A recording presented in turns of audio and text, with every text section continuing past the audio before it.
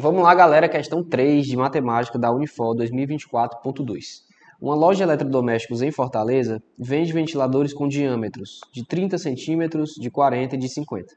Com o fim do período chuvoso, em que as vendas são poucas, o gerente está planejando o estoque para o segundo semestre, período mais quente, em que ocorre um aumento nas vendas desse produto. Para isso, ele observou a quantidade que foi vendida de cada um dos tipos de ventiladores no ano anterior. Os dados analisados por ele estão dispostos na tabela. Então veja nessa tabela, gente. Ventiladores de 30 centímetros. Em agosto ele vendeu 17, em setembro 20, 21 e assim vai.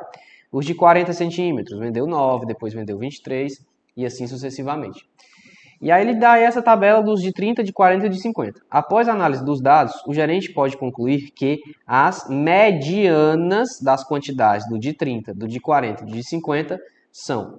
Então vamos olhar primeiro aqui para o de 30.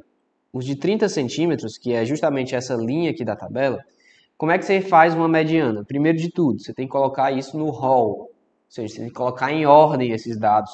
A ordem pode ser ordem crescente. Ó. Você tem o 17, realmente é o menor número, é 17. Depois de 17 você tem 20, tem dois números 20 e depois dois números 21, né? Arthur, coloquei em ordem crescente, foi. Quem é que está no meio? Você tem 1, 2, 3, 4, 5 dados. Se você tem 5 dados, esse cara aqui é o do meio, né? Porque você vai ter 2 antes dele e 2 depois dele. Ou seja, os de 30 centímetros, a mediana é exatamente esse número 20 aqui, né? Bora agora para os de 40 centímetros. Vamos colocar no rol. O primeiro número vai ser o 9, né? Então, o primeiro, a mediana, foi o 20. Os de 40 centímetros, vamos colocar em ordem crescente. Você tem primeiro o número 9, depois 15, depois 23, 15, depois 23, depois 31, depois 35. Coloquei em ordem, Arthur, de 40 centímetros, certo? 9, depois 15, depois 23, depois 31. Coloquei em ordem crescente. Quem é que está no meio? É exatamente esse 23, né? Ou seja, a mediana vai ser exatamente o 23. E para finalizar, vamos olhar para os de 50.